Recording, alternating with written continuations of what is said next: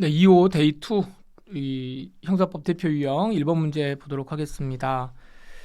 정당행위에 관한 설명 중 가장 적절하지 않은 것 뭐냐 이렇게 되어 있는데요. 정당행위가 앞으로 나오면은 정당행위는 뭐 여러분들 상식선에서 쳐다보시면 돼요. 이거는 그러니까 이제 판례만 잘 정리하시면은 이거 정리가 되겠습니다. 그렇게 어려운 내용은 아니니까.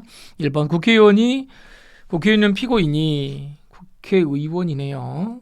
국회의원인 피고인이 국가안전기획부의 정보수집팀 이렇게 돼 있고 사적 대화를 불법 녹음한 자료를 이제 입수를 했답니다.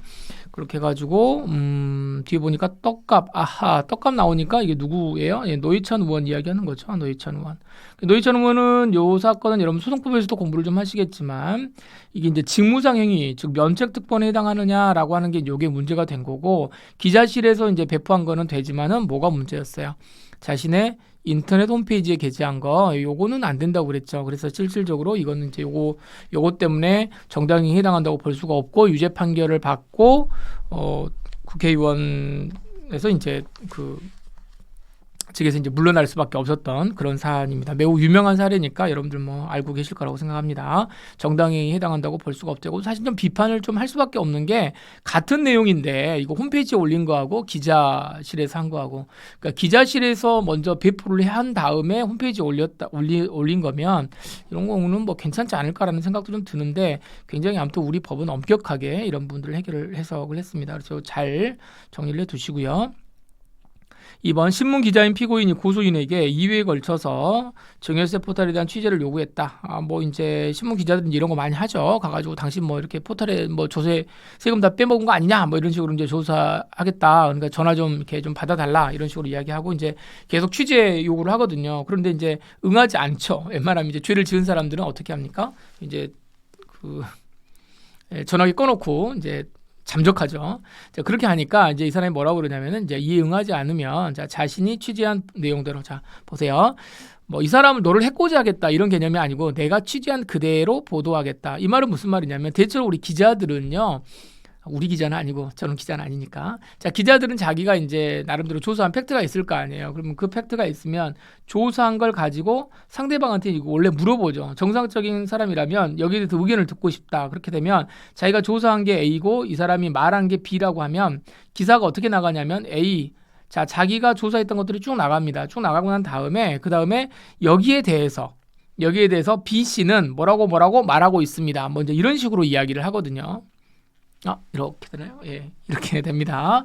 그래서 이제 두 개가 다 나가는데 B가 이제 아무 말 안 하니까 내가 조사한 대로 하겠다. 뭐 이 말 한 거잖아요. 그러니까 뭐 특별히 뭐가 문제가 되겠습니까? 그래서 이러한 경우는 위법성이 협박했다라고 이제 물론 그 당사자 입장에서는 협박한 것처럼 들릴지 모르지만 이러한 경우는 협박이라고 보지 않습니다. 그래서 위법성이 조각되지 않는다. 그러니까 요거는 아니고요. 요건 충분히 조각되는 거죠. 그냥 그대로 협박을 했다라고 말을 한다고는 하지만 이건 해악의 사회상규에 반하지 않는다는 거예요. 그러니까 겉으로 볼 때는 당신 이러면은 내가 말한 대로 당신이 뭐 이렇게 말 안 하면 내가 조사한 대로 다 말해버리겠어. 뭐 이런 식으로 소리를 지르면 그거 자체가 협박죄 구속 요건에 해당한다라고 볼 수는 있지만 이건 당연히 기자로서 할 수 있는 일을 하는 것이기 때문에 이런 부분은 아니다 이렇게 보시면 되겠습니다. 위법성이 조각된다. 정당행위로 조각된다. 자, 그렇게 보시고요.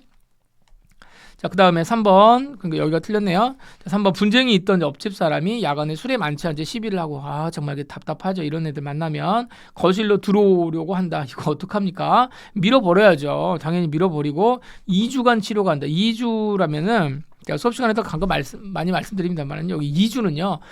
스치면 2주입니다. 스치면 2주. 네, 그러니까 폭행죄에 있어서 2주 걸렸다. 뭐 이렇게 말하면 그냥 아무것도 아닌 거예요. 사실은 어찌 보면 물론 이제 2주 동안 꼭 치료를 받아야 되는 경우들도 있지만 근데 여기는 뭐 2주가 사실 중요한 게 아니라 뭐 2주 아니라 3주였다고 하더라도 술 먹고 들어와 가지고 거실로 들어오는 사람을 당연히 밀어내야지 뭐 당연한 거 아니겠습니까? 그래서 이건 정당행위로 볼 수 있다.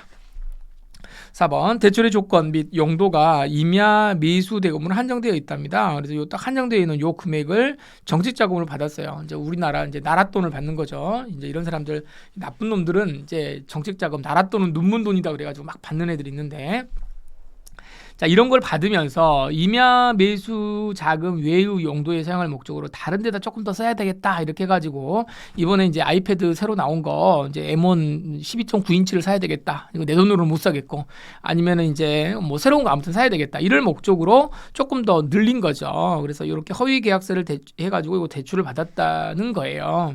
자, 이렇게 되면 당연히 요즘에 누가 뭐 꼭 1,000만 원만 하는 게 아니고 거기다 조금 더 해가지고 받는 뭐가 있다고 하더라도 이게 관행이었습니다. 이제 이런 식으로 이야기하더라도 이게 가장 안 좋은 말이잖아요. 관행이라고 하는 게 물론 이제 우리가 여러분 일상생활에서 관행적으로 행하는 일들이 많이 있긴 합니다만은 법원에 가가지고 이건 뭐 관행이었습니다. 이렇게 말할 때 잘 안 통합니다. 그 자체가 이제 법원 그 법률에 위반되는 행위라고 한다면 따라서 이런 관행이 있다고 하더라도 국가 돈인데 이걸 또 허위로 자금 그 용도 외로 사용할 목적으로 이렇게 돈을 청구를 하게 되면 당연히 안 되겠죠. 그래서 관행이 있었다고 하더라도 정당한 행위라고 할 수 없다. 이렇게 보시면 돼요. 그래서 답은 2번이 되겠습니다.